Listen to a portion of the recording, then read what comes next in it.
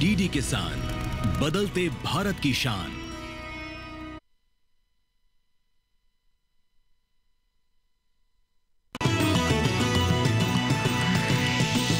DD किसान, बदलते भारत की शान।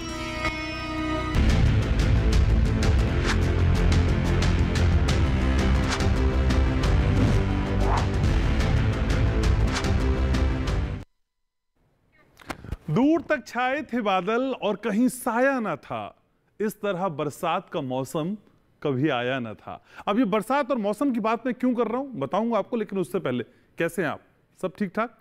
डीडी किसान का बेहतरीन शो सच के साथ आप देखना शुरू कर चुके हैं और आप जानते ही हैं कि शो के जरिए हम सच की अलग जगाने की कोशिश करते हैं। 2 दिन रिजर्व रखते हैं आप मेरे लिए, ट्यूसडे और थर्सडे। तो फिर वादे के मुताबिक आपसे मिलने चले आए और आज मौसम का जो जिक्र मैंने पहले किया था ना, इसलिए क्योंकि आज हम बात करेंगे मिशन मौसम की।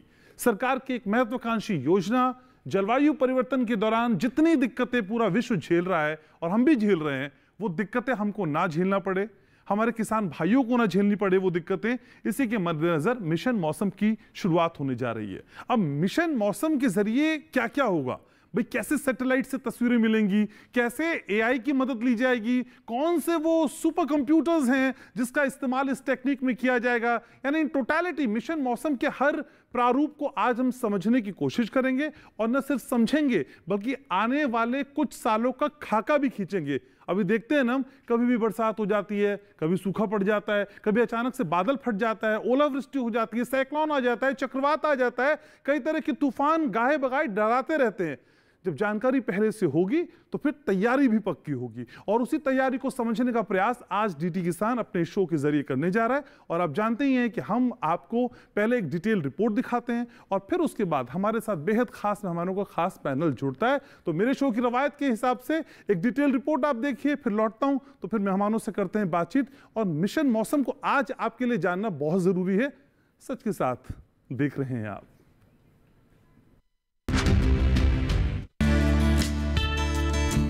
मौजूदा समय की बड़ी समस्याओं में से एक है जलवायु संकट, जिसकी वजह से अनिश्चितताओं का दौर लगातार बढ़ रहा है।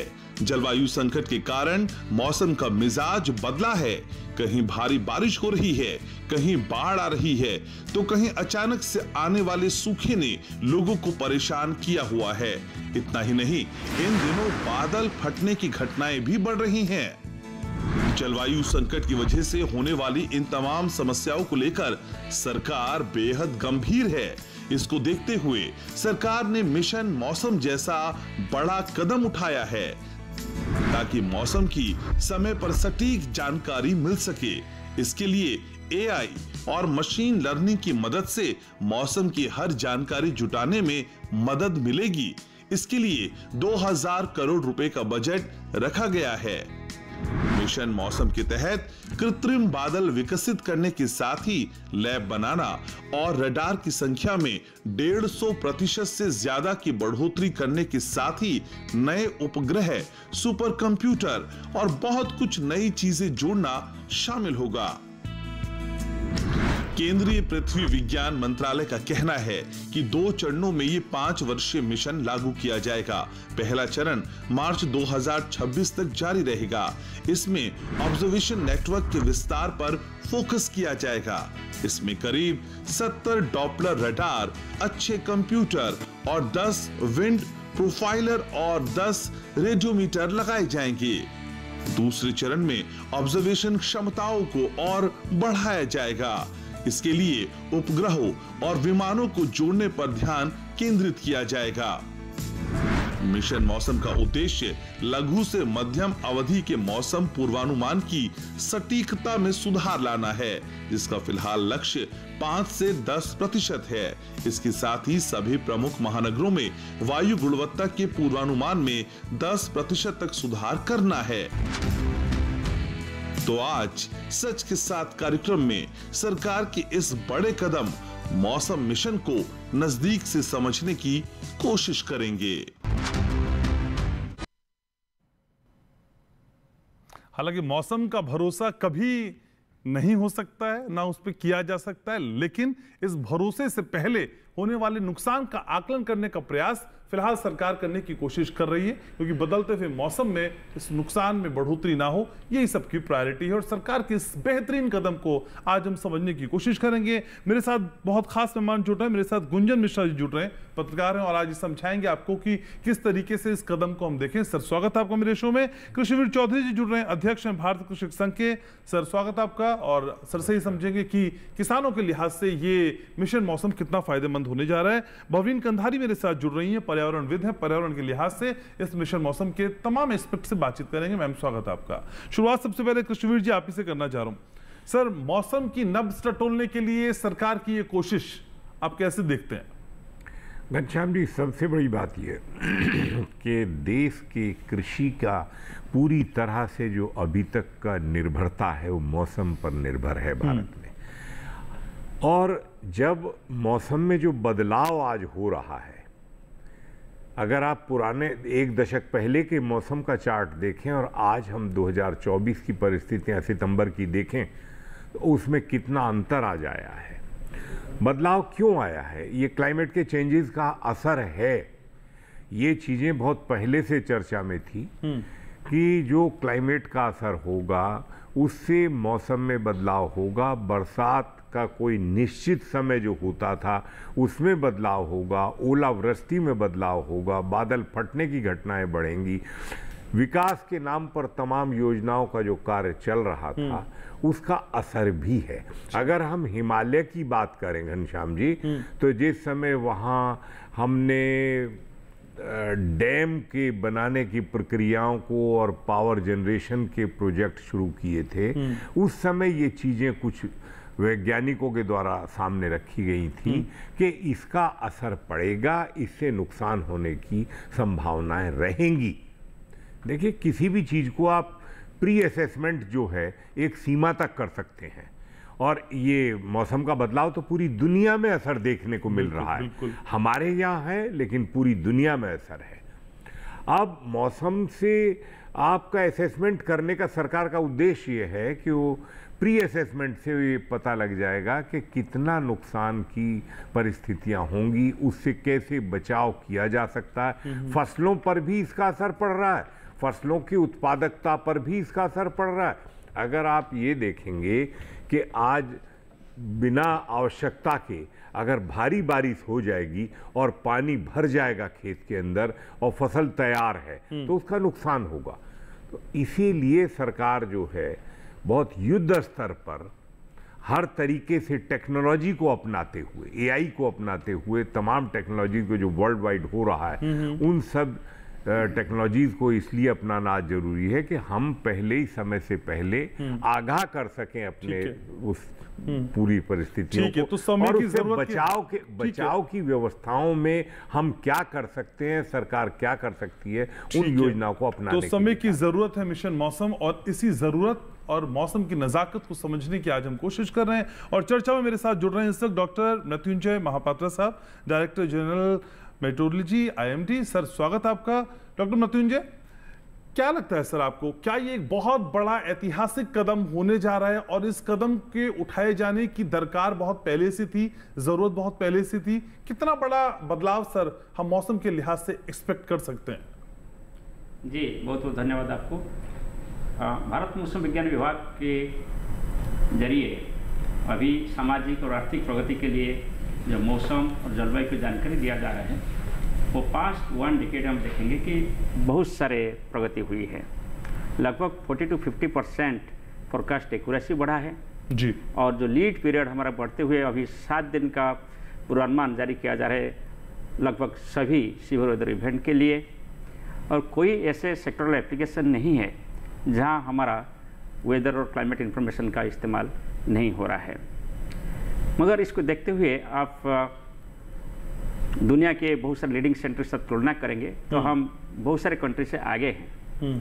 मगर ऐसे कुछ सीवियर वेदर इवेंट है जैसे कि small scale localized heavy rainfall event हो, कि थंडरस्टॉर्म हो, स्क्वाल हो, हेलस्टॉर्म हो, स्पेशली हिली एरिया की बात करें जैसे कि हमारा देश के नॉर्थ में हिमालयज है और वेस्टर्न घाट्स है, ईस्टर्न घाट्स है, गारोफेसी जयंतिया हिल्स है, ये सभी इलाका में जब ऐसे लोकलाइज्ड सीवियर वेदर इवेंट होता है इसका बहुत स्पेशली प्रॉपर्टी लॉस देखने को मिलता है, क्योंकि इसके साथ साथ हेवी रेनफॉल जैसे लैंडस्लाइड हो जाता है, मॉडस्लाइड हो जाता है।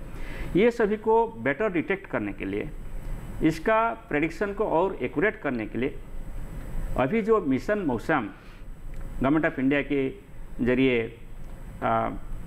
लिया गया है, ये एक अभूतपूर्व पदक्षेप है और हम ये उम्मीद रखते हैं कि इसके जरिए हम सभी small scale severe weather event को हम डिटेक्ट कर पाएंगे और इसको भी अच्छे से प्रेडिक्ट कर पाएंगे। अभी हमारा जो प्रेडिक्शन एक्यूरेसी, इससे लगभग 10 to 15% ज़्यादा एक्यूरेसी बढ़ने का संभावना है जब ये मिशन मौसम इम्प्लीमेंटेशन हो जाएगा। लेकिन सर, मौसम विभाग की प्रेडिक्शंस को लेके लोगों में पहले विश्वास नहीं होता था और कहा जाता था मौसम विभाग जो कह रहा है उसके उलट ही होगा।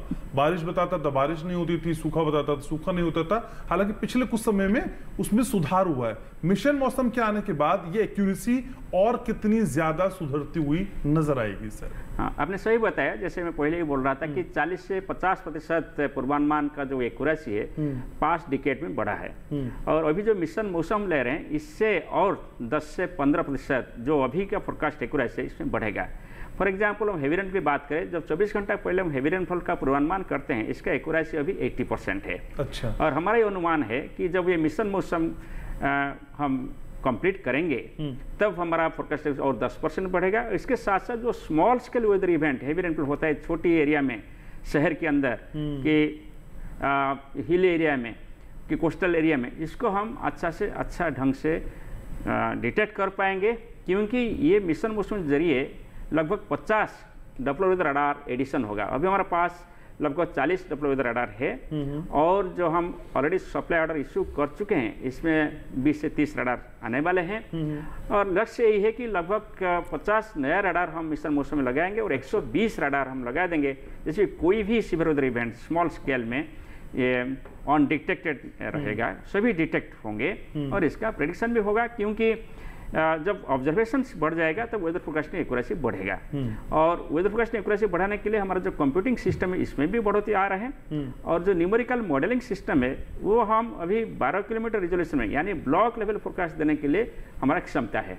इसको हम बढ़ा के 6 किलोमीटर रिजोल्यूशन करेंगे मिशन मौसम के दौरान, जिसके कि हम पंचायत स्तर पर हमारा पूर्वानुमान जारी करेंगे। अच्छा। सभी तरीका का सामाजिक और आर्थिक प्रगति के लिए जो एप्लीकेशन होता है वेदर क्लाइमेट का, इसको मजबूत करेंगे और फोरकास्ट एक्यूरेसी बढ़ाएंगे। ठीक है, तो सिर्फ कहा नहीं जा रहा, उसके लिए तैयारियां भी वैसी ही की गई हैं। सर रहिएगा मेरे साथ, गुंजन जी भी मेरे साथ है। गुंजन जी, सरकार के इस बड़े कदम को, इस बड़ी योजना को, मौसम को लेकर संजीदगी को बीइंग अ जर्नलिस्ट आप कैसे एनालिसिस करते हैं सर? मेरे हिसाब से आज जो टेक्निकल चीज़ें हैं, प्रकृति के साथ टेक्निकल कुछ सूट नहीं करता ज़्यादातर। अच्छा। ये मेरा अपना अनुभव कह रहा है। अच्छा। प्रकृति के साथ उसके नियमों के अनुसार हमको चलना पड़ेगा।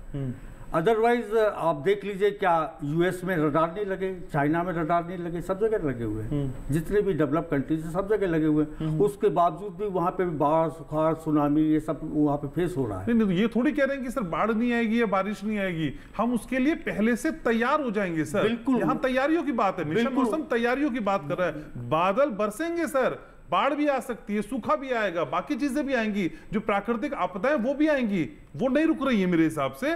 बस हम अलर्ट हो जाएंगे, तैयारियां हो जाएंगी, तो क्या दिक्कत लगती है सर आपको? बिल्कुल, आपकी बात बिल्कुल वही मैं कह रहा हूं कि आप अलर्ट हो जाएंगे, तैयारियां हो जाएंगी। लेकिन मेरा कहने का मतलब ये है कि जो कृत्रिम बाढ़ है, जो कृत्रिम सूखा है, उसको आप कैसे डिनाई कर पाएंगे? आप उसको दूर नहीं कर पाएंगे। आप इनके माध्यम से जो कृत्रिम बाढ़ कहां से आती है? डैम से।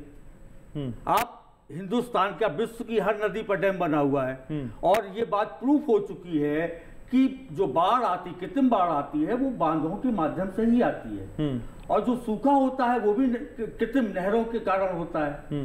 तो उसको भी हमको यहाँ पे कंसीडर करना चाहिए। कृत्रिम बाढ़ हम रोक नहीं पाएंगे, प्राकृतिक बाढ़ हम रोक सकते हैं, उसको रोके ना, ऐसे थोड़ी हो पाएगा सर। वही मेरे कहने का मतलब ये है कि भाई टेक्निकल, सिर्फ आप टेक्निकल, हमारे पास ऋग्वेद से लगा के, वेदों के जमाने से लगाकर आज तक, चाहे वो कालिदास हो, चाहे 12 मिनट की संहिता हो, चाहे आपका घाघ हो चाहे भड्डरी हो, हर आदमी ने, जितना भी विद्वान आदमी रहा है मौसम से संबंधित, उसने अपनी अपनी विचार रखे, अपनी अपनी कल्पनाएं दी है। अगरबत्ती जला के बारिश करवाएंगे क्या? दिया जला के बारिश करवाएंगे? वही मेरे कहने का नहीं होगा सर वैसा। वही टेक्निक तो आपको सीखनी पड़ेगी सर, बिना टेक्निक के काम नहीं चलेगा। दिया जलाइए आप, नदी के आगे दिया जला के देखिए और बाढ़ रुक जाए तो सर भी बताइएगा। वही मेरे कहने का मतलब ये है कि कम से कम हमको सिर्फ साइंटिफिक वे में नहीं चलना चाहिए, हमारे पास जो ज्ञान है उसका भी हमको कहीं ना कहीं उपयोग करना चाहिए। अगर हम उसका उपयोग कर लेंगे तो क्या हम घाटे में चले जाएंगे? नहीं जाएंगे, हम फायदे में ही रहेंगे। तो मिशन मौसम आपको नहीं जम रहा, बेकार? नहीं, मिशन मौसम जम रहा है, मैं उसका स्वागत करता हूँ। अच्छा, जैसा कि अभी महापात्रा साहब ने कहा कि 40% हम एक्यूरेसी पे आ जाएंगे या 10% और एक्यूरेसी बढ़ा लेंगे, तो मिशन मौसम का जो हमारा टेक्निकल बैकग्राउंड है वो हमको वो स्वागत तो योग्य है। पहली लाइन यही होनी चाहिए थी सर आपकी ना संबोधन की। लेकिन मेरे कहने का मतलब ये है कि जो हमारे पास पहले का ज्ञान है उसको भी तो हम दरकिनार ना करें, उसको भी तो हम शामिल करें अपनी टेक्नोलॉजी में। और टेक्निकल हम क्यों फेल हो रहे हैं? टेक्निकल हम इसी वजह से फेल हो रहे हैं। क्या कर रहे हैं? आज हमारे पास रडार ना लगाएं, ना लगाएं, नहीं, बिल्कुल लगाएं, बिल्कुल लगाएं, रडार ना लगाएं, एआई ना लगाएं, क्या करें सर बताइए? बिल्कुल लगाएं, बिल्कुल करें। नींबू मिर्ची टांग दें? नहीं, अरे मैं नींबू मिर्ची की कब बात कर रहा हूँ? बताइए तो क्या करते हैं? अरे मैं तो ये कह रहा हूँ, मैं ये अगर कहता हूँ कि ये मुझे पसंद नहीं है लेकिन मुझे ये पसंद है, फिर मुझे बताना पड़ेगा ना तो मुझे क्या पसंद है। तो मैं तो ये कह रहा हूँ कि आप टेक्निकल के साथ आप पुराने ज्ञान को लेकर क्यों नहीं चल रहे? हवा में तीर नहीं ना सर, नहीं, मुझे राजमा चावल पसंद नहीं है तो क्या पसंद है? अरे हवा में बताना पड़ेगा। हवा में तीर आपको एक कहावत बताइए ना मुझको सर। वायु चले इंसान तो खाना खाए किसान। अब आप देख लीजिए, इसका उदाहरण आप उठा के देख लीजिए कि जब जो हमारी हवा की दिशा है अगर ईशान की तरफ चली है तो अच्छी खेती हुई है, और ये बात प्रूव होती है, उनकी कहावतों से प्रूव हो रही है, सब चीजों से प्रूव हो रही है। चमके उत्तर पश्चिम कोर तब जानो पानी के जोर। तो ये जो कहावतें हैं ये पूरी तरह से सच हैं, इनमें कोई कृत्रिम चीज नहीं है। तो मेरे कहने का मतलब तो हम कहावतें पढ़ें, किताबें पढ़ें ना पढ़ें और अलर्ट हो जाए। कहावतें ना पढ़ें, मेरे कहने का मतलब सर मैं यही भाई मेरे कहने पिछले 3 मिनट से मैं यही समझ रहा हूँ, क्या करें सर? मेरे कहने का मतलब ये है टेक्निक साइंस के साथ अगर हम अपना पुराना ज्ञान भी जोड़ देंगे तो क्या बुराई हो जाएगी? क्या बुराई हो जाएगी कुछ? ठीक है, तो हम एरोप्लेन में भी चलें, साथ में रिक्शा बांध लें अपना। अरे भाई ये नहीं, ऐसा नहीं है। अच्छा, कैसा है फिर? भाई एरोप्लेन पे आप चलेंगे तो क्या आप रिक्शे से खींच रहे हैं एरोप्लेन? नहीं, तो क्या आप बैलों को दरकिनार कर देंगे, गाय को दरकिनार कर देंगे? स्टूडियो कैसे आए सर? आज बैल से ही आए क्या? नहीं, बैल से नहीं आया, मैं गाड़ी से आया। फिर लेकिन बैल से आ जाते सर, कल तक पहुंच जाते स्टूडियो। लेकिन जहाँ जिसकी जो जरूरत है, अब आप कहते हैं गाय की जरूरत नहीं खेती के लिए, तो फिर प्राकृतिक खेती क्यों कर रहे हो? किसने कहा? नहीं, तो इसी तरह से बैल की भी जरूरत है, गाड़ी की भी जरूरत है, बैलगाड़ी की भी जरूरत है। सर देखिए, विरोध करने के लिए विरोध नहीं करना है ना। कहने का मतलब ठीक है सर, ठीक है सर, ठीक है। अगर आप प्रकृति के नियमों के अनुसार नहीं चल सकते तो साइंस अकेला कुछ नहीं कर सकता।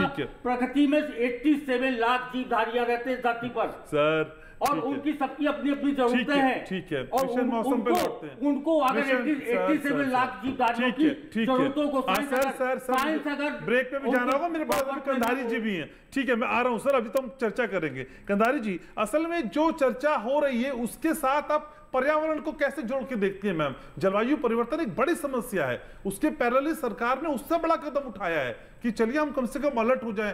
ये कदम ना उठाएं क्या करें फिर हम? नहीं, मैं ये कदम जो उठा रहे हैं वो तो इट्स मोस्ट वेलकम। ये अब जो स्थिति में हम हैं, ये क्लाइमेट क्राइसिस है, सबसे पहले तो सरकार का शुक्रिया कि वो इस बात को अब एटलीस्ट मान रहे हैं, क्योंकि हम कितने ही डेकेड से इस चीज़ के बारे में चर्चा हो रही है जो अभी भी हमारे को पैनलिस्ट ने बोला, लेकिन वो मानी नहीं जा रही। तो अब हम मान रहे हैं कि हाँ, there is a climate crisis और हमने उसको उसके लिए तैयारी करनी है। तो एक कदम तो हम आगे चले गए। जो माना है मैम, उसके हिसाब से तैयारी हो रही है?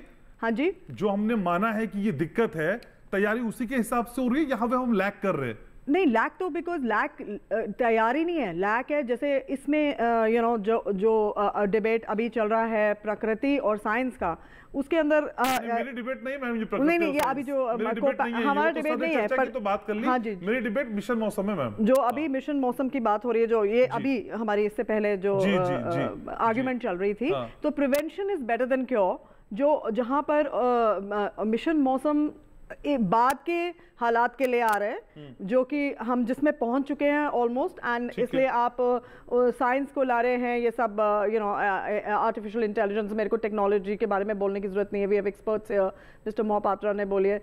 अब उसके अंदर भी अगर इतना कुछ जो इतना रडार्स और इक्विपमेंट आ रहा है, लेकिन डेटा एनालिसिस जो है वो सारा निर्भर करता है कि वो क्या होगा, है ना, सो वहाँ पर। लेकिन जो अब मैं आपको बोल रही थी प्रिवेंशन, वो है अगर यही टेक्नोलॉजी और यही हम चीज़ें, इंटेलिजेंस, हमारे जो ऑफिसर्स, गवर्नमेंट जो एक्सपर्ट्स, ब्यूरोक्रेट्स, पॉलिटिशियंस अगर काम करेंगे इसको रोकने के लिए, क्लाइमेट क्राइसिस, आपको शक है मैम? ऑफ कोर्स, अगर काम करेंगे, आपको क्या लग रहा है काम नहीं करेंगे? नहीं, काम करना है, दैट मींस आपको डिफॉरेस्टेशन रोकना पड़ेगा, आपको रिन्यूएबल एनर्जी जो है जो लाई जा रही है, लेकिन वो स्पीड कम है, उसको ज्यादा, आपको वो ब्यूरोक्रेसी पे यकीन नहीं है, वो सफिशिएंट नहीं है? डेफिनेटली नॉट, उसके रिजल्ट सामने हैं, यू नो, वो इसीलिए तो हम इस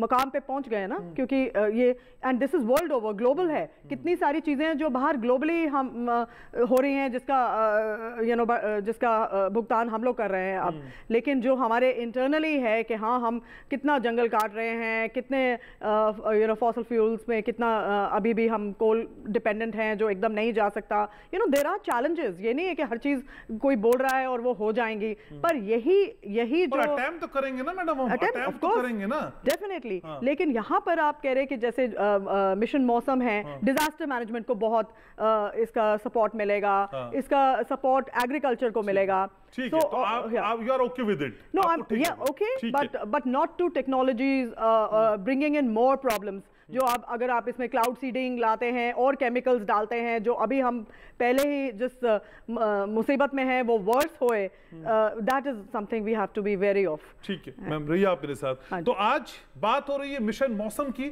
और उस मिशन की जो कहीं ना कहीं मौसम की नब्ज टटोलने का काम करेगा, कितने करीने से इस काम को आगे बढ़ाया जाएगा और किस टेक्निक का इस्तेमाल किया जाएगा, हर पहलू पे डिटेल से बात करेंगे। एक छोटे से ब्रेक के लिए यहां रुक रहा हूं, रहिएगा मेरे साथ।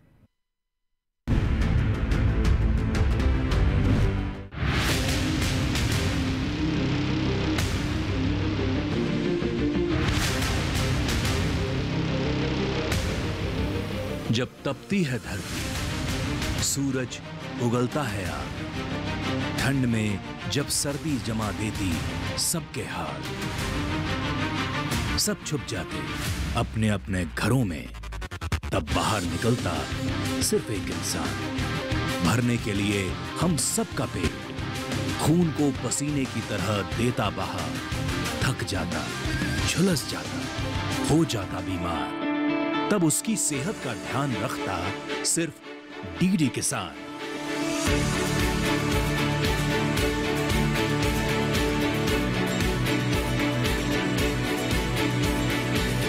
देखिए स्वस्थ किसान शनिवार शाम 6 बजे लाइव, सिर्फ दूरदर्शन किसान चैनल पर।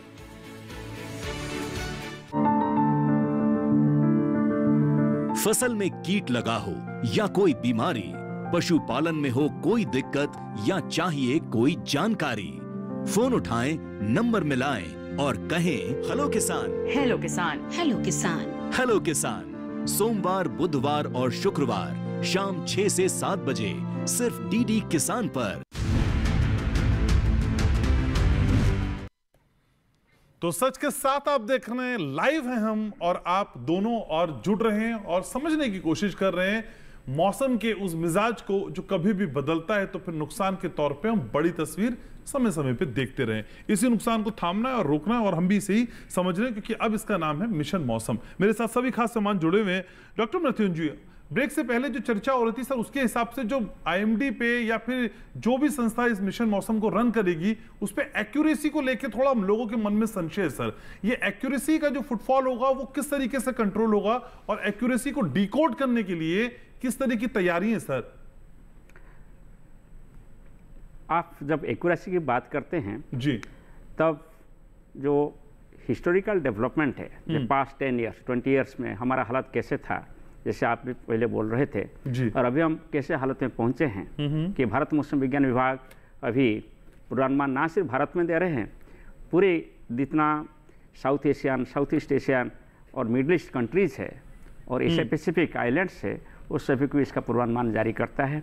और पूर्वानुमान के एक्यूरेसी में बढ़ोतरी आने के परिणाम स्वरूप आप देखेंगे जो ह्यूमन लॉस हो रहा था, जैसे साइक्लोन में लगभग 10,000 लोगों का मृत्यु हो गया था 1999 में, अभी जब साइक्लोन आता है आप देखेंगे कायम 10-20 लोगों का मृत्यु होता है। तो ये एक माने एक बहुत बड़ी सफलता है कि भारतवर्ष में सीवियर वेदर जैसे साइक्लोन हो कि हेवी रेनफॉल हो कि हीट वेव हो, ये सभी से जो जानमाल का नुकसान हो रहा था हम इसको कम किए हैं। मगर अभी भी और चुनौती है, जैसे थंडरस्टॉर्म में भी लोग मर रहे हैं लाइटनिंग की वजह से और क्लाउड बर्स्ट में लोग मर रहे हैं।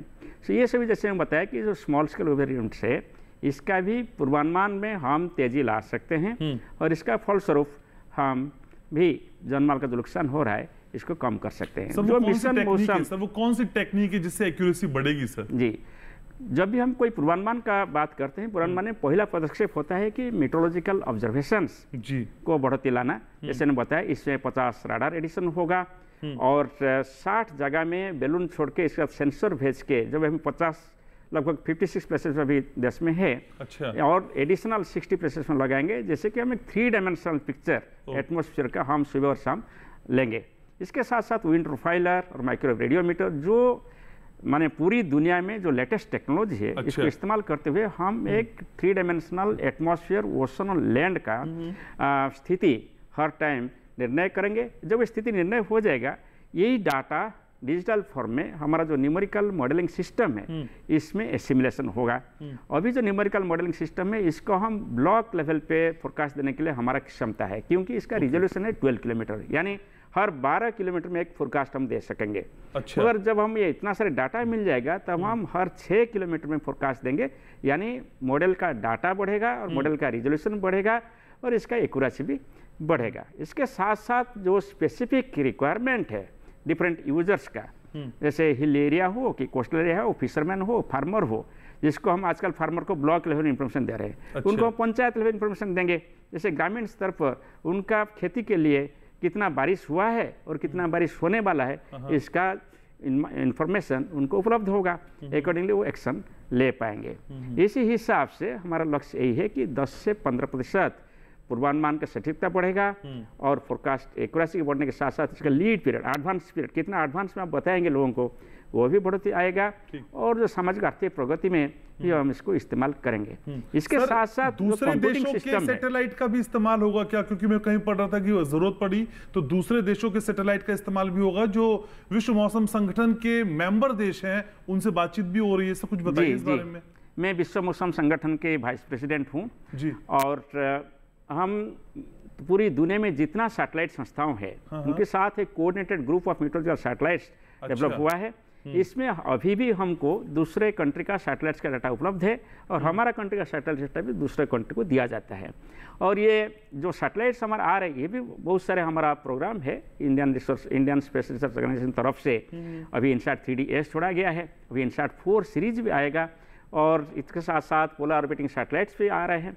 ये सभी डाटा, सैटेलाइट डेटा, इसके साथ रडार डेटा, इसके साथ ग्राउंड ट्रूथ, इसके ओशन के डेटा, उस सभी को जब हम इस्तेमाल करेंगे, हमारा जो इनिशियल स्टेटस है एटमॉस्फेयर, ओशन और लैंड का, अच्छे रूप से इसको हम निर्णय कर पाएंगे और इसके साथ साथ पूर्वानुमान बढ़ाएंगे। और इसको करने के लिए एक हाई परफॉर्मेंस कंप्यूटिंग सिस्टम, जैसे आप पता होंगे ऑनरेबल प्राइम मिनिस्टर ने अभी इनागुरेट किए हैं, 850 करोड़ का हम अभी यूज किए हैं। इसमें हमारा जो क्षमता था वो 8 पेटाफ्लॉप था, अभी 8 + 20 28 पेटाफ्लॉप क्षमता हो गया, जिसमें हम हमारा मॉडल को ज़्यादा दिन तक रन कर पाएंगे और हाई रिजोल्यूशन, जैसे मैं बोल रहा था, पंचायत स्तर पर फोरकास्ट देने के लिए हम मॉडल को रन कर पाएंगे। इसके बाद लोगों के पास पहुंचाने के लिए जो वार्निंग डिसेमिनेशन सिस्टम है, मिशन मौसम के जरिए भी वार्निंग डिसेमिनेशन सिस्टम को भी इम्प्रूव किया जाएगा। जो कॉमनवेल्थ प्रोटोकॉल में हम इंफॉर्मेशन दे रहे हैं, इसको भी अच्छा से अच्छा इम्पैक्ट बेस्ड फोरकास्ट और रिस्क बेस्ड वार्निंग डेवलप करेंगे और हर क्षेत्र के लिए ये पूर्वानुमान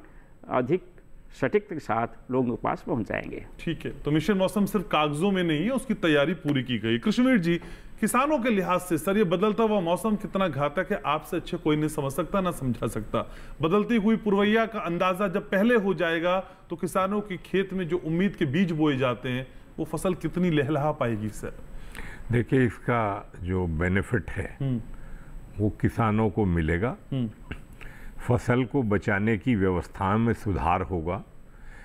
पूर्व अनुमान होने से कई सारी चीजें ऐसी हैं जिन पर किसान उसी तरीके से आगे बढ़ेगा। खासतौर से देखिए, अगर हम ये देखें कि 90 डेज का हमारे पास जो एक असेसमेंट हम करके चलते हैं क्रॉप का, और उसमें हम ये देखेंगे कि लास्ट के 30 डेज का असेसमेंट जो है ये रहेगा। अच्छा। तो उसमें समय में बदलाव भी फसल चक्र में लाना पड़ सकता है, और वो इसीलिए लाना पड़ सकता है कि हमको फसल को प्रोटेक्ट करते हुए देखना है कि कब मौसम में कितना बदलाव रहेगा, कितनी गर्मी रहेगी, कितनी बरसात रहेगी, और क्या उसका असर फसल पर पड़ने वाला है। तो इस देश की खाद्यान्न सुरक्षा में भी मौसम के बदलाव का, उसके ज्ञान का, उसकी तमाम जानकारियों का, समुद्र के जो सीशोर के प्रॉब्लम्स हैं वो तो हैं ही, लेकिन देश के हर किसान के हर खेत से संबंध है मौसम का। उत्पादकता पर इस बात का बहुत बड़ा असर पड़ेगा। मौसम का सीधे उत्पादकता पर, कृषि की फसलों पर पड़ता है।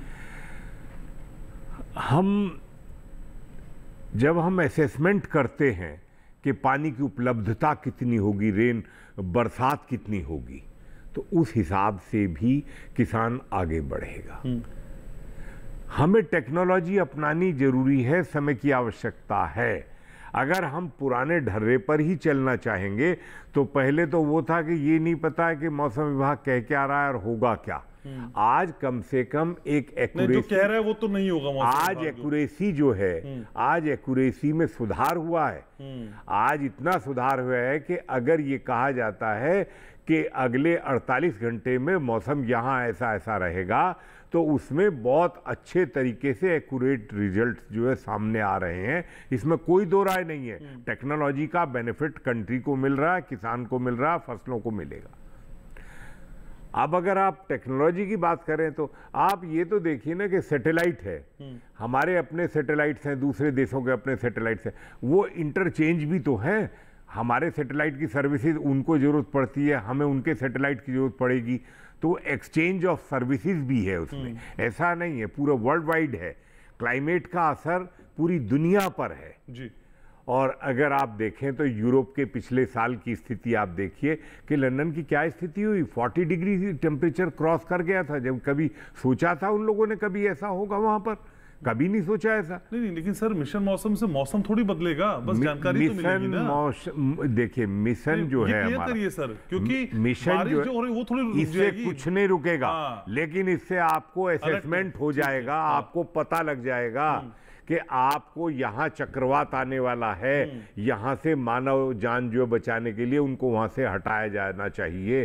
ये सारी चीजें हैं, जानकारी ही तो आपको मिलेगी। सितंबर में होने वाली बारिश पता चल जाएगी, पता चलेगी। कब एसी खोलना है, बंद करना है, पंखा चलाना। एसी की तो चलिए बात मैं नहीं कहता, लेकिन बारिश की बात मैं जरूर कहता हूँ। नहीं, मौसम जब पता चल जाएगा तो एसी भी पता चल जाएगा ना सर। एसी, एक बात मैं बताता हूँ, तबियत खराब किए बैठे हैं आप सर, वो तबियत सही रहती है आपकी? हाँ, नहीं, देखिए बात ऐसी है कि यहाँ तो देश के खेत की अगर स्वास्थ्य ठीक रहेगा, उत्पादन बढ़िया रहेगा, तो देश का स्वास्थ्य अच्छा रहेगा, सरकारों का स्वास्थ्य अच्छा रहेगा। आप ये बताइए क्या वजह है कि पहले मौसम के ऊपर निर्भर था एग्रीकल्चर ज्यादा से ज्यादा, और उसमें पानी की वजह से, उसी वजह से अगर बरसात बढ़िया हो गया, मानसून बढ़िया हो गया, तो बस प्रोडक्टिविटी बढ़ गई और सरकार की बात है, खुशी ये है कि भाई ठीक है बढ़िया रहेगा, कम से कम टेंशन नहीं रहेगी। तो ये एक अलग चीज है, लेकिन असेसमेंट होना आपके सामने, आपको एडवांस में पता लगना, ये इसका बेनिफिट और एक्यूरेसी के साथ, एक्यूरेसी के साथ। असेसमेंट तो होते रहे हैं सर बहुत पहले। नहीं, वो जैसे होते रहे उसमें बहस की एक्यूरेसी जो सर ने बताया डॉक्टर मृत्युंजय ने कि वो एक्यूरेसी की बात। ठीक है, गुंजन जी भी मेरे साथ हैं। तो गुंजन सर, असल में ये एक्यूरेसी बढ़ती हुई नजर आ रही है, और ये एक्यूरेसी अगर बढ़ती है तो फिर हर किसी को फायदा है। और अभी तो खाद्य सुरक्षा तक इस मामले को जोड़ दिया गया चर्चा में हमारे, तो सर उसके वृहद व्यापक परिणाम हैं जिनके लिए थोड़ा हमें इंतजार करना होगा। हम बेसब्रे हो रहे हैं क्या सर? ये बात बिल्कुल सही है कि भाई टेक्नोलॉजी, जिस तरह से टेक्नोलॉजिकल डेवलपमेंट हो रहा है तो उसके बेनिफिट्स हमको मिल रहे हैं, लेकिन मेरा साथ में ये कहना ये है कि हमने अभी तक नेचर को पूरी तरह से समझा नहीं है। तो हमारा जो टेक्नोलॉजिकल डेवलपमेंट है, इनोवेशन है, वो पूरी तरह से नेचर को एक बैलेंस कर ले जाएगा, एक संतुलन के रूप में उसको हम पहुंच सकते हैं। टेक्नोलॉजी के माध्यम से नेचर को हम संतुलन कर सकते हैं, संतुलित कर सकते हैं। तो ये जो चीज है इसमें अभी टाइम लगने की बात है। ये बात बिल्कुल सही है कि इसमें बहुत टाइम लगेगा, क्योंकि नेचर में एक साइकिल नहीं अकेला कि हाइड्रोलॉजिकल साइकिल हो, नेचर में कार्बन साइकिल भी, हाइड्रोजन साइकिल भी, नाइट्रोजन साइकिल, क्या क्या नहीं है। नेचर में बहुत सी चीजें हैं और उनको सबको शामिल कर लेना, उनकी रिएक्शन एक्शन को सबको शामिल कर लेना, उनकी जो पृथ्वी पर जीवधारी है उनकी जरूरतों को शामिल कर लेना, ये भी सब शामिल होना चाहिए टेक्नोलॉजिकल इनोवेशन में। तभी हम नेचर के साथ कंपटीशन कर पाएंगे या कॉम्पिटेंट हो पाएंगे। अदरवाइज आप नेचर को इग्नोर करके या पुराने ज्ञान को इग्नोर करके आप ये कहें टेक्नोलॉजिकल डेवलपमेंट कहां से हुआ साहब? जो न्यूटन का आविष्कार था वो कहां से आया?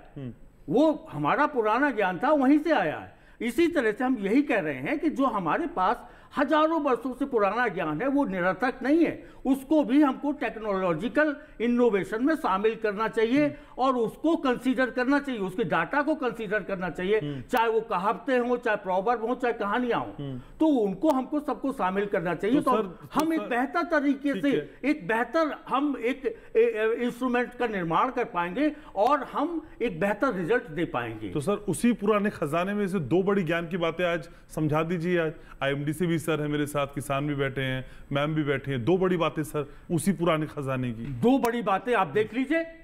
जो उड़ीसा में साइक्लोन आया था वहां के लोकल लोगों ने पहले डिक्लेयर कर दिया था।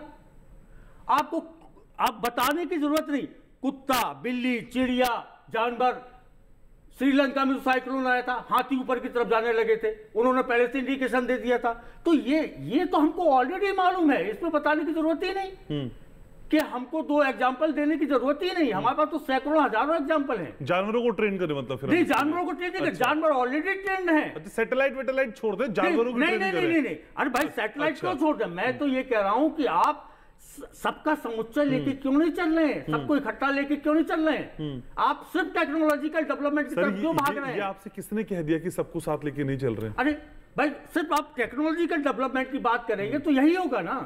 आप ये कहिए कि हम तो एक इंटीग्रेटेड वे में सैटेलाइट के साथ जानवरों को भी बांध दें। नहीं, पता चले जानवरों को क्यों बांध दें? अच्छा, जानवरों के पास इतना सेंस है, अच्छा, वो मनुष्य से ज्यादा इतने समझदार हैं कि उनको मालूम चल जाता है कि कहां भूकंप आ रहा, कहां साइक्लोन आ रहा, कहां हवा चल रही। सर उनको तो पता चल जाता है, लेकिन आपको उनको देख के कैसे पता चलेगा, मैं ये समझना चाहता हूँ सर। अरे वही तो बात आ रही। हाथी श्रीलंका में जब साइक्लोन आया तो हाथी ऊंचाई की तरफ भागे। सर दिल्ली में कहां से लाएंगे हाथी सर? अरे मैं दिल्ली में चिड़िया तो है, कुत्ता तो है, बिल्ली तो है। अच्छा, अरे क्या नहीं है, आपको पेड़ पौधे हैं, वो सब बता देते हैं कि आप ये होने वाला है प्रकृति के अंदर। अगर आप जानकार हैं, अगर आपने प्रकृति को ढंग से समझा है तो satellite, radar, super computer, AI, जितनी बातें हैं उनसे पहले ये कुत्ता, बिल्ली, जानवर, हाथी, घोड़ा। मैं ये नहीं कह रहा हूं कि इनको इग्नोर कर दीजिए, सैटेलाइट, रडार वगैरह को। मैं ये कह रहा हूं कि आपके पास जो ज्ञान है उसको भी टेक्नोलॉजिकल इनोवेशन में शामिल करना चाहिए। ठीक है, समझ गया मैं आपके। कंधारी जी भी मेरे साथ हैं। मैम, प्रकृति की हालत, जलवायु परिवर्तन के इम्पैक्ट, ये साइड इफेक्ट, बदलता मौसम, सितंबर में बारिश, नवंबर में बर्फबारी, ये जो हम देखते हैं मैम बदलाव, इसके लिए मूल तौर पे जिम्मेदार कौन दिखाई देता है? एज ए पर्यावरणविद आपको क्या समझ आता है? हम खुद ही जी, जो ह्यूमंस है, दे टोटली रिस्पॉन्सिबल, क्योंकि हम जो गलतियां कर रहे हैं वो सब अब सामने आ रही हैं। और ये बहुत सदियों से बोला जा रहा था ये हो रहा है, पर ये मोस्टली सब डिनायल में थे। अब ये जो मेरे लिए जो सबसे बड़ी इसकी पॉजिटिव स्टेप है, जो ये नहीं कि अभी पिछले 10 सालों में भी हर सिटी, स्टेट, हमारे सेंटर का क्लाइमेट एक्शन प्लान वगैरह, उसमें सब चीज़ें बोली जा रही थी, लेकिन अब ये एक एक्सेप्टेंस है कि हाँ, अब हम क्लाइमेट क्राइसिस के साथ डील कर रहे हैं, हमने एक्सेप्ट किया है कि ये है, ये अब हम इस मुसीबत में आ चुके हैं। तो इतनी लेट क्यों हो गई हमको madam? Well this is it, ये यहाँ की बात नहीं है, सारी दुनिया की बात है जी। अनफॉर्चुनेटली डिनायल जो है ना वो हमको और मुश्किलों में भेजता है। तो पहले हम जब मान लेते हैं तो वो प्रॉब्लम भी कम हो जाती है या हो सकती थी, लेकिन अब हम क्योंकि इस मुसीबत में पहुंच गए हैं, सो जो इसकी टेक्निकल, क्योंकि यहाँ पे साइंटिस्ट हैं and you know mister Mohapatra expert है, I don't want to go into you know various details of that, but जो है कि अब एक बारी आपने एक मिशन मौसम जो करा है उसके अंदर सारा टेक्नोलॉजी है, अब उसका जो डेटा एनालिसिस है इज द की चेंजर। वो कैसे एनालिसिस होगा, फिर वो एनालिसिस जो आपने बात करी कि कागज़ तक नहीं रहेगा, ये कागज़ तक रहने में कोई फ़ायदा नहीं है कि ड्राफ्ट्स बने, फिर उसके बाद कमिटीज़ बन गई, कमीशन बन गया, वो जैसे हम एयर पोल्यूशन में देख रहे हैं, वो उसका कोई फ़ायदा नहीं होगा।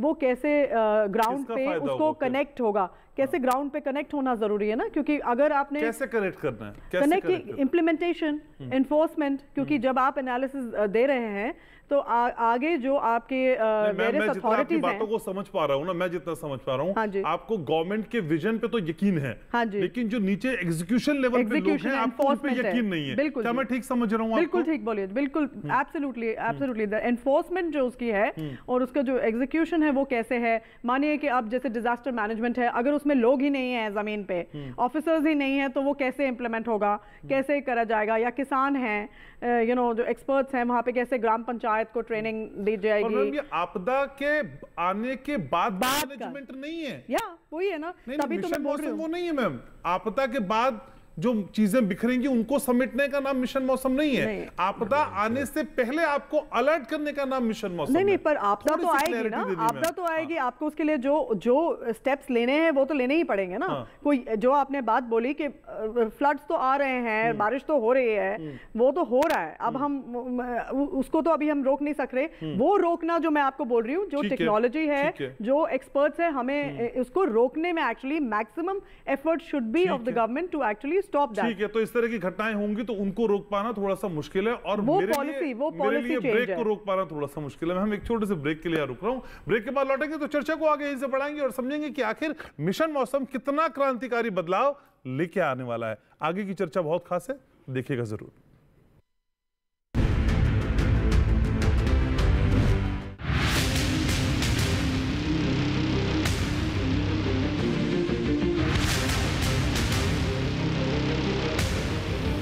जब तपती है धरती, सूरज उगलता है आग, ठंड में जब सर्दी जमा देती सबके हाल, सब छुप जाते अपने अपने घरों में, तब बाहर निकलता सिर्फ एक इंसान, भरने के लिए हम सबका पेट, खून को पसीने की तरह देता बहा, थक जाता, झुलस जाता, हो जाता बीमार, तब उसकी सेहत का ध्यान रखता सिर्फ डीडी किसान।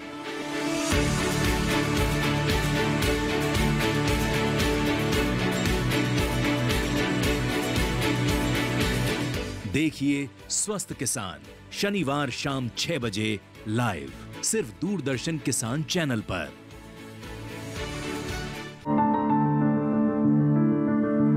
फसल में कीट लगा हो या कोई बीमारी, पशुपालन में हो कोई दिक्कत या चाहिए कोई जानकारी, फोन उठाएं, नंबर मिलाएं और कहें हेलो किसान। हेलो किसान। हेलो किसान। हेलो किसान सोमवार, बुधवार और शुक्रवार शाम 6 से 7 बजे सिर्फ डीडी किसान पर। तो सच के साथ में आज हम उस सच को समझने की कोशिश कर रहे हैं जो मौसम के साथ जुड़ा है। सरकार की एक बड़ी कोशिश जिसका नाम है मिशन मौसम, और यही समझने का आज प्रयास है। डॉक्टर मृत्युंजय हमारे साथ लगातार जुड़े हुए हैं आईएमडी से। डॉक्टर मृत्युंजय सर, असल में आईएमडी तो इसमें एक बड़ा रोल निभा ही रहा है, इसके अलावा सर और कौन कौन रेगुलेट करेगा इसको? कौन कौन आपके साथ असिस्टेंट के तौर पे, सहायक के तौर पे या फिर बड़ी भूमिका के तौर पे दिखाई देने वाला है? जी, ये जो मिशन मौसम, इसको मिनिस्टर ऑफ आर्थ साइंसेस के जरिए इम्प्लीमेंटेशन हो रहा है। इसमें भारत मौसम विज्ञान विभाग, इसके साथ साथ Indian Institute of Tropical Meteorology, National Centre for Medium Range Weather Forecasting और Indian National Centre for Ocean Information Services, ये 4 ऑर्गेनाइजेशन है जिसका अहम भूमिका रहेगा इसमें, मगर ज़्यादा तक भूमिका IMD यानी भारत मौसम विज्ञान विभाग का रहेगा, क्योंकि ये जो मिशन मौसम का पहला पदक्षेप जो लिया गया इसमें ये बड़ी कोशिश है कि कैसे हम ज़्यादा से ज़्यादा टेक्नोलॉजी यूटिलाइज करके मीटरोलॉजिकल ऑब्जर्वेशंस लिया जाए ओशन, एटमॉस्फेयर और लैंड सरफेस में, जैसे कि हम सबसे छोटे से छोटे वेदर इवेंट को हम डिटेक्ट करें और इसका हम प्रेडिक्शन करें ये डाटा को इस्तेमाल करते हुए मॉडल पे। इसके साथ साथ और रिसर्च होगा, डेवलपमेंट होगा, इसमें बहुत सारे कोलैबोरेटिव एजेंसीज रहेंगे, नेशनली हमारा यूनिवर्सिटीज़, एकेडमिया, R&D इंस्टीट्यूट्स और जो यूजर्स है जैसे कि state government agencies, central government agencies, various stake holders, उनके सभी के साथ मिलते हुए हम impact based forecast, risk based warning जो हम डेवलप कर रहे हैं इसको और फिर त्वरान्वित करेंगे, इसका एक्यूरेसी बढ़ाएंगे और जो रिक्वायरमेंट है कोई कृषक भाइयों बहनों का, कि कोई मछुआरों का, कि कोई अर्बन ड्वेलर्स का, कि कोई हिल एरिया में रहने वाले हमारे कोई साथियों का, सभी को स्पेसिफिक इंफॉर्मेशन लोकेशन लेवल पे देने के लिए सभी मिलकर इसमें काम करेंगे। और इसके साथ में दो चीज़ को जो मैडम बोल रहे थे, ये एक है कि जलवायु परिवर्तन, ये एक सच है कि जलवायु परिवर्तन हो रहा है और जलवायु परिवर्तन का जो प्रभाव है इसमें ये दिखाया गया कि जो एक्सट्रीम वेदर इवेंट्स है जैसे कि हेवी रेनफॉल फ्रीक्वेंसी हो, कि साइक्लोन का इंटेंसिटी हो, कि हीट वेव का फ्रीक्वेंसी ड्यूरेशन इंटेंसिटी हो, ये सब बढ़ रहा है। सिर्फ इतना नहीं, ये भी प्रमाणित हुआ है कि क्लाइमेट चेंज के प्रभाव में पहले जैसे आप 3 दिन पहले आप कोई एक हेवी रेनफॉल इवेंट को प्रेडिक्ट कर रहे हैं, तो अभी क्लाइमेट चेंज की वजह से आप इसको 1.5 दिन पहले प्रेडिक्ट कर पाएंगे, क्योंकि आपका इवेंट स्मॉल स्केल में हो रहा है और इवेंट का लाइफ पीरियड भी कम हो रहा है। इसको देखते हुए कंटिन्यूसली भारत मौसम विज्ञान विभाग सभी कंपोनेंट्स को observations, monitoring, forecasting, modelling, communication, distribution को इम्प्रूव किए हैं और ये थ्रेट के बावजूद जैसे मैं पहले बोल रहा था 40% इम्प्रूवमेंट हुआ है, मगर अभी ये टाइम आ गया जैसे मिशन मौसम हम लिए हैं, जो आने वाले थ्रेट है क्लाइमेट चेंज की वजह से जो अभी सच है इसको सामना करने के लिए हमको ये सब मिशन मोड पे त्वरान्वित करना पड़ेगा और इसका जो कुप्रभाव है क्लाइमेट चेंज को रोकना पड़ेगा और फोरकास्ट इंप्रूवमेंट करना पड़ेगा, जैसे कि सोशियो इकोनॉमिक डेवलपमेंट हो सके त्वरान्वित ढंग से। दूसरा बात जो मैडम बोल रहे थे कि डाटा, ज़रूर ये है कि डाटा को सही ढंग से इस्तेमाल किया जाए, एनालिसिस किया जाए और इसको प्रयोग किया जाए। मैं आपको बोलना चाहता हूँ कि भारत मौसम विज्ञान विभाग के पास 1901 से सभी डाटा डिजिटल फॉर्मेट में अवेलेबल है और अभी जो डाटा साइंस की बात हो रहा है जिसमें आर्टिफिशियल इंटेलिजेंस, मशीन लर्निंग वगैरह की जिक्र हो रहा है, इसमें भी भारत मौसम विज्ञान विभाग, Indian Institute of Tropical Meteorology, National Centre for Meteorology Forecasting और मिनिस्टर ऑफ आर्ट्स साइंसेज का सभी अंग इसमें इन्वॉल्व है। हम भी IITs, IIITs, NITs, यूनिवर्सिटीज़ के साथ कोलैबोरेशन कर रहे हैं, इवन प्राइवेट पार्टनर के साथ भी कोलैबोरेशन हो रहा है, पब्लिक प्राइवेट एंगेजमेंट हो रहा है, जैसे कि हमारा जो फिजिकल मॉडल्स है इसके साथ साथ AML बेस्ड मॉडल्स भी हम डेवलप करेंगे। वो दोनों को एक डुअल इंजन और ये डिजिटल ट्विन्स जैसे इस्तेमाल करते हुए जो सोशियो इकोनॉमिक डेवलपमेंट के लिए जो वेदर एंड क्लाइमेट इन्फॉर्मेशन का जरूरत है इसको डेवलप करेंगे, लोगों के पास पहुंचाएंगे। हाँ। सर, बारिश का ना आना या बारिश की जानकारी ना मिल पाना एक बड़ी समस्या होती है सर। कृत्रिम बादल, आर्टिफिशियल रेन, सर ये बड़ा फैसिनेट करता है सुनने में। सर इसका मैकेनिज्म थोड़ा समझाइए, कैसे हो पाएगा ये? जी, artificial rain making globally different centres में होता है और मिनिस्टर ऑफ आर्ट्स साइंसेस में Indian Institute of Tropical Meteorology एक संस्था है जो पुणे में है। अच्छा। वहाँ एक सेल है जहाँ आर्टिफिशियल रेन मेकिंग ऊपर रिसर्च चल रहा है बहुत सालों से और ये मिशन मौसम में एक क्लाउड चैम्बर डेवलप किया जाएगा Indian Institute of Tropical Meteorology में, जिसमें क्लाउड का physical properties, micro physical properties और इसकी वजह से कैसे बारिश होता है और क्या इसका फिजिकल प्रोसेसेस है, क्या केमिकल प्रोसेसेस है, इसको अच्छे ढंग से हम समझेंगे लिए कोशिश करेंगे और इसको इस्तेमाल करते हुए कैसे हम जो आर्टिफिशियल रेन कराना नहीं तो रेन को सप्रेस करना के लिए कोशिश करने के लिए रिसर्च, ये एक रिसर्च मोड में एक एनहांसमेंट होगा मिशन मौसम के जरिए जो कि Indian Institute of Tropical Meteorology lead करेंगे। ठीक है कृष्णवीर जी, कृत्रिम बारिश, आर्टिफिशियल रेन, सर अगर ये होती है या करवाई जाती है तो क्या ये फसलों पे कोई नेगेटिव असर भी डालेगी? क्या ये उतनी ही फलदायी होगी जितनी की ओरिजिनल बारिश होती है? सर देखिए कृत्रिम बारिश जो है हम बहुत बड़े एरिया में नहीं कर सकते। उसके लिए एक बहुत लिमिटेड एरिया रहेगा और उसी लिमिटेड एरिया में जो है आप उसको कृत्रिम बारिश को करा सकते हैं। अच्छा। चाइना ने काफ़ी बड़े पैमाने पर कृत्रिम बारिश जो है करा के उनके यहाँ बहुत जगह पर जगह जगह किया गया है और उसके रिजल्ट्स भी अलग अलग किस्म से आ रहे हैं। अभी बादल फटने की जब बहुत ज़्यादा घटनाएं हुई चाइना के अंदर भी, तब ये भी एक सवाल उठा कि जो कृत्रिम बारिश करने की व्यवस्थाएं थी, क्या मतलब एक विचार है क्या उसका ये साइड इफेक्ट है बादल फटने में भी, क्या उसका कोई ऐसा वो तो नहीं हो सकता कि बादल ज़्यादा फटने घटना शुरू हो गई, ये एक अलग चीज़ है। लेकिन कृत्रिम बारिश जो है किसान के खेत के लिए, आप इसे ये मत असेसमेंट करिए कि बहुत बड़े हम लाखों हेक्टेयर में सूखा पड़ रहा है और अच्छा। ये तो उसमें हम कुछ करने जा रहे हैं। हमारे पास तो जो उपलब्ध पानी है, अच्छा। हम उसको बचा लें, रेन वाटर हार्वेस्टिंग पर हम काम कर लें और उसको ग्राउंड वाटर रिचार्ज हम कर लें।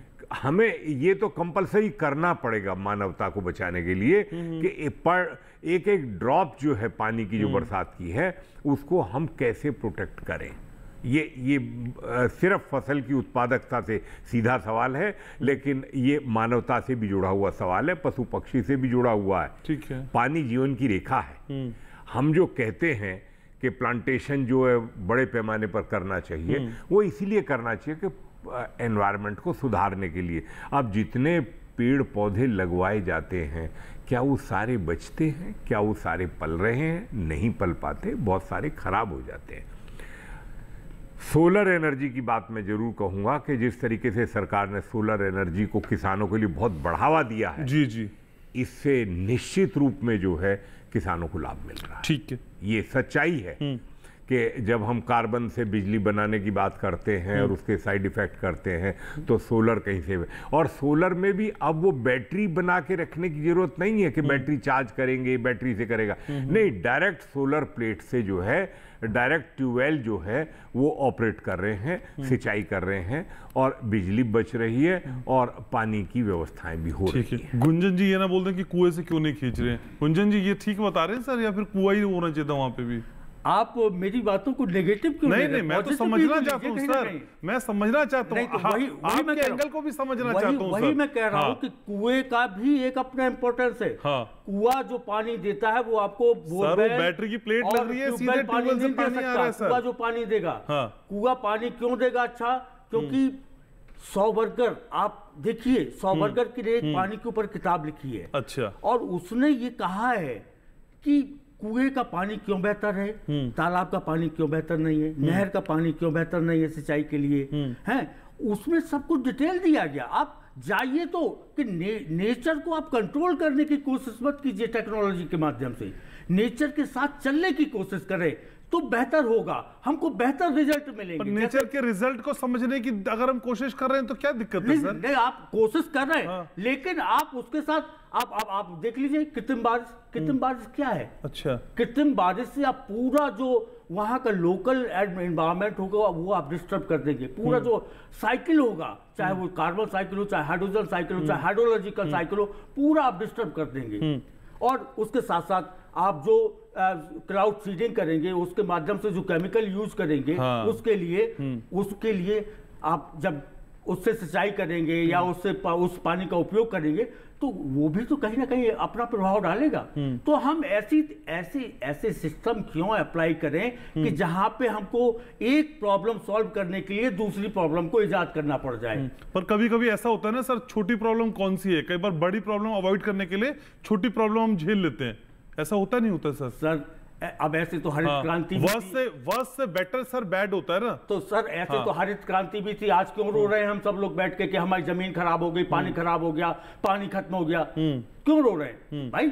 हमको कम से कम इतना तो एनालिसिस करना चाहिए कि आगे आने वाले समय में हमारी जो पीढ़ी आने वाली उसके लिए क्या हम देके जा रहे हैं। अभी तक हम एनालिसिस ही नहीं कर पाए आपके हिसाब से भाई। जीरो है सर, जीरो एकदम। स्वाभाविक सी बात है कि जब आप सिर्फ टेक्नोलॉजी की डेवलपमेंट की बात करेंगे और जो आपके पास है पहले से, जो ज्ञान पहले से है, जो नॉलेज पहले से है, उसका हम उपयोग नहीं करेंगे। तो इसका मतलब क्या हुआ? इसका मतलब यही हुआ कि हमारे पास जो था उसको हम दरकिनार कर रहे हैं और नए इनोवेशन को हम अडॉप्ट कर रहे हैं। ठीक है सर, ये बदलते हुए भारत की बदलती हुई तस्वीर है। इस तस्वीर को समझना होगा और इस तस्वीर में पुराने ज्ञान के साथ साथ जो नई टेक्नोलॉजी है उसका इस्तेमाल होगा, वो एक्सेप्ट करना पड़ेगा सर। लेकिन पुराना ज्ञान बताना भी पड़ेगा, सिर्फ कहने भर से काम नहीं चलेगा। कंधारी मैम, 1 मिनट का समय बचा है, आखिरी कमेंट आपका, इस स्थिति से कैसे बच सकते हैं और जो मिशन मौसम है आपको कितना फ्रूटफुल लगता है?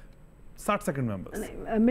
मिशन मौसम तो डेफिनेटफ्ली वो एक अपने आप से हम जैसे अब जो बात करी है वो एक स्टेप आगे है एनालिसिस के लिए, आपके फ्यूचर के लिए बताने के लिए कि क्या है। पर यही टेक्नोलॉजी जो है, इतना पैसा जो हम इस्तेमाल कर रहे हैं, ये पैसा हमें क्लाइमेट क्राइसिस को रोकने के लिए भी, उसको प्रिवेंट करने के लिए, मतलब कि जैसे अब चीज़ें मैं आपको बोलूँ, डिफॉरेस्टेशन है या क्लीन एनर्जी है, उसमें भी हमें उतना ही ध्यान देना है। टेक्नोलॉजी से भी कई बार डर लगता है, स्मॉग टावर्स और अगेन ये क्लाउड सीडिंग और ऐसी चीज़ों से पेड़ों को काटते जाइए, जंगलों को काटिए और फिर ये सब टेक्नोलॉजी लाइए, उसका कोई फायदा नहीं है। पहले वी हैव टू जड़ों को मजबूत करना है, बिल्कुल उसको मजबूत करना है और उसको उसी राह पे हमें चलना है, ताकि ना हम साथ साथ उसको भी हम ये जो क्राइसिस है जिसमें हम जलवायु संकट में हम फंस रहे हैं, वो उसको भी तो हमें रोकना है।